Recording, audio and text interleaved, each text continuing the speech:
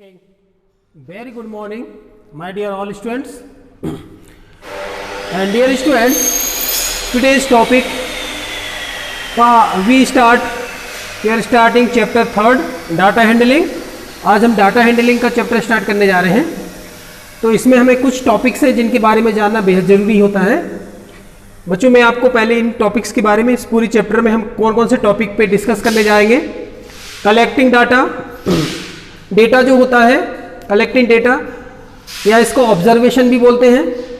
Data जो to type से होता है, primary data and secondary data. Primary data भी होता है बेटा, सबसे पहले डेटा क्या होता है उसको समझते हैं.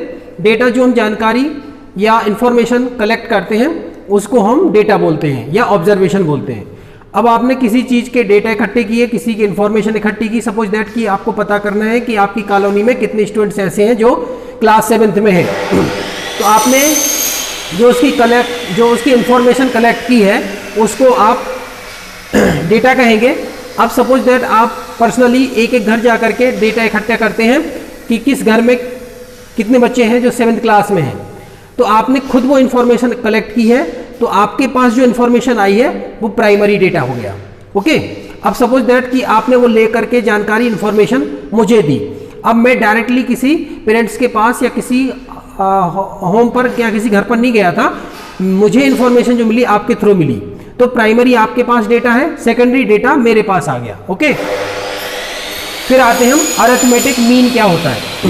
अरिथमेटिक मीन, यहाँ पर मीन का मीनिंग होता है कि एक कोई ऐसा सेटिस्फाइड पॉइंट जो मिडिल में होता है, ना अप न डाउन, है ना, सेंटर का पॉइंट. तो इस अरिथमेटिक मीन को फाइंड करने के लिए हम फॉर्मूला अप्लाई करते हैं, सम ऑफ ऑल डेटा या ऑल ऑब्जर्वेशन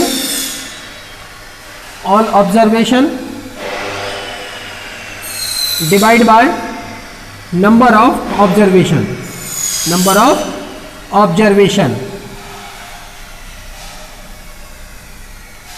मतलब सपोज दैट, इसको और मैं एक एग्जांपल से समझाता हूँ अरिथमेटिक मीन क्या होता है. सपोज दैट हम किसी क्रिकेटर का उसके रन का जो स्कोर है वो पता करते हैं. तो हमें पता चलता है कि किसी मैच में उसने 50 रन बनाए, किसी में 40 रन बनाए, किसी में 80 रन बनाए, किसी मैच में उसने एक भी रन नहीं बनाया, है ना. अलग अलग, कभी कम बनाता है, कभी ज़्यादा बनाता है. अब आप उसके बारे में क्या कहेंगे कि वो बेस्ट है या यानी जनरल कंडीशन में है ना. तो उसका स्कोर जो है उसका पता करने के लिए हम एवरेज निकालते हैं कि एक तरफ देखा जाए तो उसने 100 सेंचुरी भी लगाई, एक तरफ है तो 0 भी है. तो इस बेस पर हम उसे ना तो बहुत बुरा कह सकते हैं ना बहुत अच्छा कह सकते हैं. तो हम एक एवरेज निकाल लेते हैं, एक मीन निकाल लेते हैं. हम क्या करेंगे, उसके द्वारा जितने भी रन अभी तक बनाए गए हैं उनको ले लेंगे और टोटल कितने मैचेस में उसने वो रन बनाए हैं उनको ले लेंगे, डिवाइड कर देंगे. तो आपके पास आ जाएंगे कि फाइनली लगभग वो हर मैच में इतने रन निकालता है. रेंज क्या होता है, अभी जैसे मैंने बात की कि कुछ ऐसे रन है, रेट है जहाँ पर उसने बहुत कम रेट रन बनाए हैं, कभी किसी मैच में बहुत ज़्यादा रन बनाता है. तो दोनों का हाईएस्ट स्कोर और लोवेस्ट स्कोर का डिफरेंस ही रेंज होता है. Range is equal to highest score minus lowest score, है ना. इन दोनों का डिफरेंस आपका रेंज होता है. अब आते हैं मोड पर. मोड क्या होता है, मोड होता है जब मान लीजिए उसने ज़्यादा कर 5 मैचेस ऐसे खेले जिसमें उसने 50-50 रन बनाए, ठीक है ना. तो 5 मैचेस अभी तक का सबसे ज़्यादा जो उसके नंबर ऑफ मैचेस है जिसमें उसने 50 रन बनाए वो 5 है. लेकिन ऐसा किसी अन्य अदर स्कोर नहीं हुआ है जिसमें उसने रेगुलर इतने मैचेस में एक से रन बनाए हों.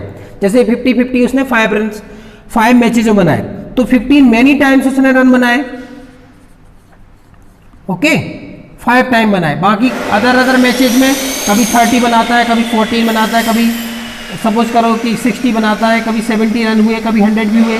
तो मोस्टली जो रन है उसने 50 रन मोर इस मैचेज में बनाए हैं.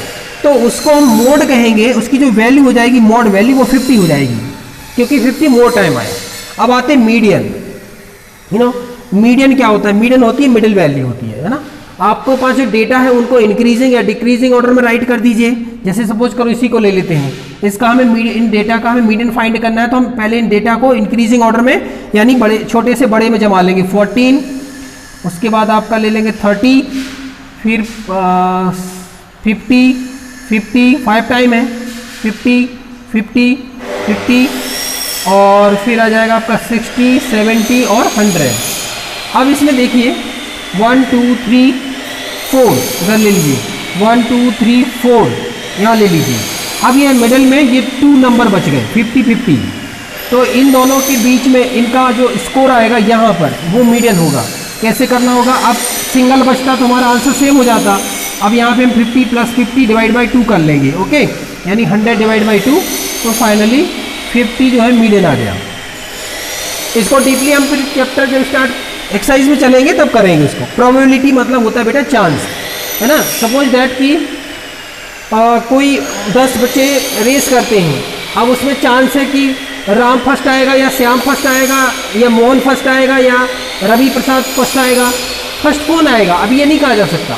तो प्रोबेबिलिटी क्या है फर्स्ट आने की कि 4:2, मान लो 4 लोग दौड़ लगा रहे हैं, है ना, तो कोई भी फर्स्ट आ सकता है। तो फर्स्ट आना एक इवेंट है और उसमें 4 केसेस हैं, ठीक है। Event divide by total cases is the probability.